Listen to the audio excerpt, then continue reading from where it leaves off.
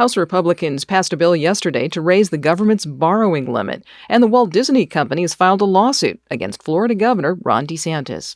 Good morning, I'm Corva Coleman from NPR News, and here are today's top stories. Republican-backed legislation that would increase the debt limit is now heading to the Senate. NPR's Windsor Johnston reports it passed the House yesterday with no Democratic support. The House passage could set the stage for another round of negotiations between Speaker Kevin McCarthy and President Biden, who haven't spoken since February. Majority Leader Chuck Schumer has repeatedly warned that the bill, which ties a borrowing limit increase to deep cuts in government spending, will go nowhere in the Senate. The GOP's Default on America Act, as we call it, does not bring us any closer to avoiding a first-ever default. In fact, it only brings us dangerously closer to defaulting. Biden on Wednesday said that he will not meet with Speaker McCarthy about the debt limit, calling the issue not negotiable. Windsor Johnston, NPR News, Washington. President Biden has held the second White House state dinner of his presidency. Last night's event was for South Korea's leader and celebrated the 70th anniversary of the alliance between the U.S. and South Korea. NPR's Marie Andrusevich reports. Nearly 200 guests were in attendance for the black-tie dinner in honor of South Korea President Yoon Suk-yeol. The list of notables included actor Angelina Jolie. Following a dinner featuring crab cakes and ribs, the guests were treated to live performances of Broadway tunes.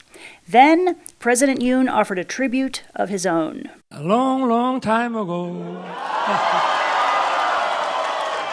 I can still remember how that music used to make me smile. The song is one of the South Korean president's favorites. Marie Andrusevich, NPR News, Washington. I can make those people dance. The Walt Disney Company is suing Florida Governor Ron DeSantis and other officials. The company says the Republican governor is orchestrating a plan of government retaliation simply because the company said things that DeSantis did not like. It's the latest in a tit-for-tat exchange. Last year, the Disney company objected to Florida's so-called Don't Say Gay law. NPR's Greg Allen says DeSantis responded by urging Florida lawmakers to act against Disney's property rights in Orlando.